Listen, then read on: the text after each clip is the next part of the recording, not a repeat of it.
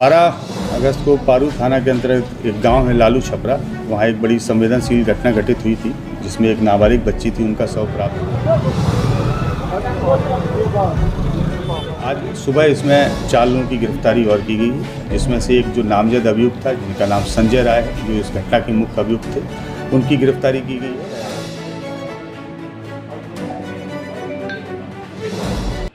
12 अगस्त को पारू थाना के अंतर्गत एक गांव है लालू छपरा, वहां एक बड़ी संवेदनशील घटना घटित हुई थी जिसमें एक नाबालिग बच्ची थी, उनका शव प्राप्त हुआ था। उसी आलोक में कांड दर्ज किया गया था और हम लोग इस केस को इन्वेस्टिगेट कर रहे थे।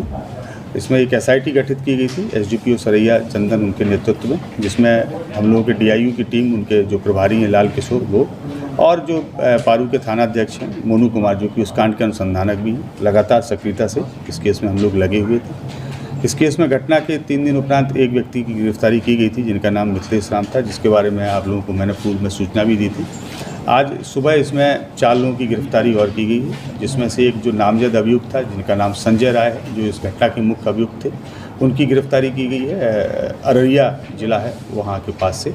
इसके अतिरिक्त 3 और अपराधकर्मी इसमें गिरफ्तार किए गए हैं जो उनके सहयोगी के रूप में थे, जिसमें एक का नाम पंकज पासवान है, दूसरे का नाम चुन्नू है और तीसरे का नाम मुन्ना पासवान है। इस प्रकार से इस पूरे घटनाक्रम में अभी तक हम लोगों ने कुल 5 लोगों की गिरफ्तारी की है। इसमें पूरी घटना में अभी 2 लोगों की संलिप्तता और प्रकाश में आई है पूछताछ के दौरान, तो हम लोग प्रयास कर रहे हैं और हम लोग की टीम उन दोनों लोगों की गिरफ्तारी के लिए भी प्रयासरत है। इस घटना के पीछे जो वजह थी, जिसकी वजह से ये घटना घटित हुई है, वो ये है कि जैसा कि आप सभी को ज्ञात होगा कि पूर्व में भी इस बात को प्रकाशित किया था आप सभी ने कि जो मृतका हैं और जो इसके मुख्य अभियुक्त हैं संजय राय, दोनों के बीच में लगभग पिछले 3 वर्षों से काफ़ी बातचीत होती थी, जिसके टेलीफोनिकली एविडेंस भी हम लोगों के पास में है और दोनों की जो CDR की डिटेल्स हैं वो इस चीज़ की पुष्टि भी करते हैं। घटना 11 मई की रात की है, 11 अगस्त की रात की है। तो 11 अगस्त को रात्रि में लगभग 10:30 बजे से 11 बजे के बीच में दोनों की टेलीफोन पर बात हुई, जिसकी पुष्टि CDR में भी है।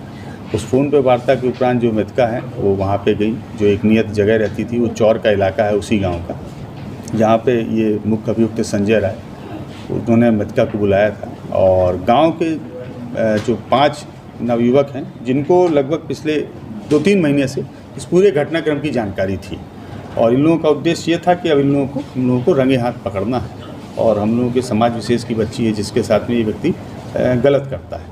तो इन 5 ही नवयुवकों ने उस दिन इनको रंगे हाथ पकड़ने की योजना बनाई।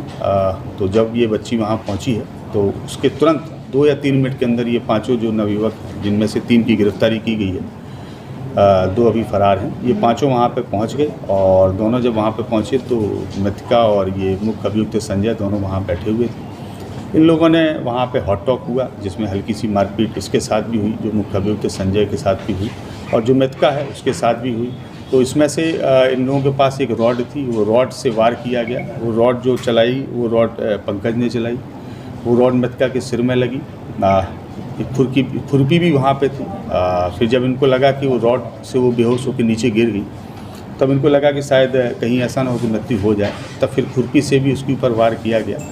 और इस दौरान फिर इनको लगा कि शायद वो अनकॉन्शियस हो गई हैं, तो ये लोग वहाँ से भाग खड़े हुए। जो इसका मुख्य अभियुक्त था संजय वहाँ पे मौजूद था। संजय को लगा कि अब मेरा भी इसमें भेद खुल जाएगा, तो संजय ने वहाँ पे जो ढैंचा होता है, ढैंचे की पत्तियों से जो रस्सी बनती है उससे उसके हाथ पैर को बांधा, उसका गला दबाया और मृतका को घसीटते हुए, जो घटनास्थल है लगभग वहाँ से 20 से 30 मीटर दूर चौर में, जहाँ हल्का सा पानी था, गहराई का इलाका था और झाड़ियाँ थी, वहाँ घसीटते हुए ले गए। इसने वहाँ उनको दबा दिया ताकि उनकी डेड बॉडी ऊपर ना आने पाए और लोग खोज नहीं पाए।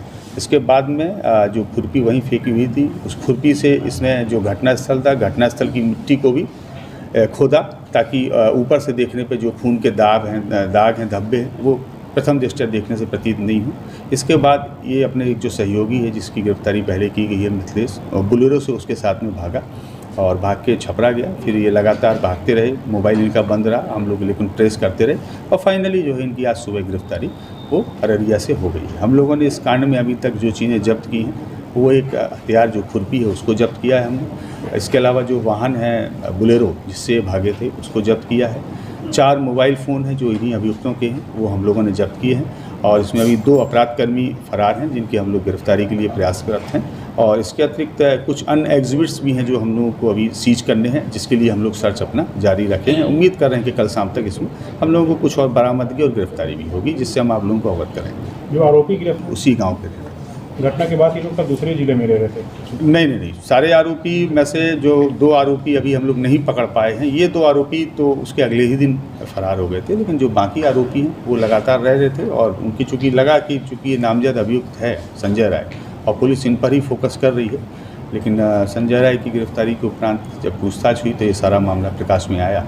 और फिर हम लोगों ने इनके जो क्रॉस चेक भी इन लोगों को किया मोबाइल एनालिसिस के बेस पे, तो उस बात की पुष्टि हुई।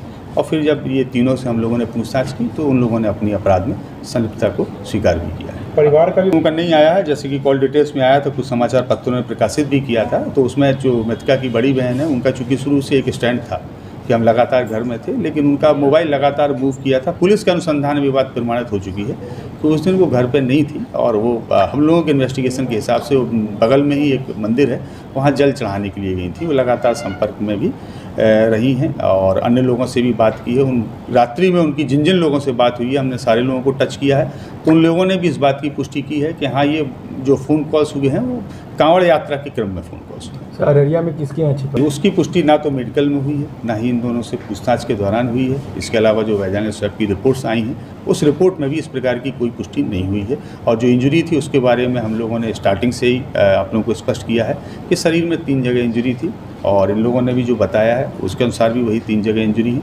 और पोस्टमार्टम रिपोर्ट्स में भी, इंक्वेस्ट में भी वही 3 जगह इंजरी है। एक हिस्सा सिर है, दूसरा हिस्सा गर्दन है और तीसरा हिस्सा हाथ है। उसके बाद क्रम के बाद में लगातार राजनीतिक दलों का उस घटनास्थल पे और उस ग्रामीण गांव में लगातार आना जाना हो रहा था। उसी क्रम में कल एक नवयुवक है जिनका नाम गोल्डन दास है, वो वहाँ कल आए हुए थे अपने समर्थकों के साथ में और उन्होंने वहाँ पे काफ़ी उग्र तरीके से अपने भाषण को रखा, जिससे इनके समर्थक उत्तेजित हो गए और इनके समर्थकों के द्वारा लगभग 5 से 6 घरों में जाके तोड़फोड़ की गई। एक तो जो आरोपी थे जिनको गिरफ्तार किया गया था मिथिलेश राम, उनके घर के बाहर जो सामान पड़ा था उससे तोड़फोड़ की गई और जो उनके पड़ोसी थे उनके घरों में तोड़फोड़ की गई। और चूंकि वहाँ पर पुलिस बल मौजूद था तो जैसे ही ऐसा मूवमेंट हुआ तो 5 मिनट के अंदर पुलिस ने अपना एक्शन करना शुरू कर दिया। हम लोगों ने हल्का बल प्रयोग किया और वहाँ से उन लोगों को हटाया। उस क्रम में हम लोगों ने 16 लोगों की गिरफ्तारी की है, जिसमें से जो इसके मुख्य अभियुक्त हैं जिनका नाम गोल्डन दास, उनकी भी गिरफ्तारी की गई। जब उनका आपराधिक इतिहास हम लोगों ने देखा है तो अभी तक कुल मिला के 23 केस उनके ऊपर गया जिले, औरंगाबाद जिले और जहानाबाद जिले में हम लोगों को प्राप्त हुए हैं। बाकी 2 केस पटना में भी हैं, रूपसपुर थाना से भी ये जेल भेजे गए थे। एक केस अभी गया के खिजराय थाने में भी है जो अभी रिसेंटली इसी साल 2024 में हुआ है। और अभी तक की जानकारी के हिसाब से वो अभी 4 कांडों में वो वांछित भी हैं, जिसमें वो बेल आउट नहीं है, वांटेड है। तो हम लोग अपने यहाँ भी इसमें 2 कांड प्रतिवेदित हो रहे हैं, जिसमें एक पीड़ित पक्ष है जिनके घरों में लूटपाट सामान तोड़ा गया है, वो लोग कर रहे हैं। दूसरा कांड पुलिस दर्ज कर रही है, चूँकि पुलिस के ऊपर भी इन लोगों के द्वारा रोड़ा पत्थर चलाया गया था। तो इस कल वाले घटनाक्रम में कुल 16 लोगों की गिरफ्तारी की गई है और इसमें हम लोगों ने 2 व्हीकल भी हम लोगों ने जब्त किए हैं, जिसमें एक फॉर्च्यूनर है जिससे आए थे। इसके अलावा एक पिकअप है और 38 मोटरसाइकिल्स जो वहाँ से हम लोगों ने जब्त की हैं, जो इनके समर्थकों की थी। हम सारी जितनी बाइक जब्त की गई हैं उन सभी का सत्यापन करा रहे हैं और इसमें जो फर्दर कार्रवाई की जाएगी उससे हम आप लोगों को अवगत कराएंगे।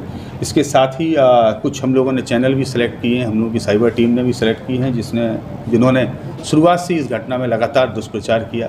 पुलिस ने ऑफिशियल स्टैंड रखने के बाद भी दुष्प्रचार किया गया, विशेषकर गैंगरेप के बारे में दुष्प्रचार किया गया और बॉडी के जो प्राइवेट पार्ट्स हैं वहाँ पे इंजरी के बारे में दुष्प्रचार किया गया है।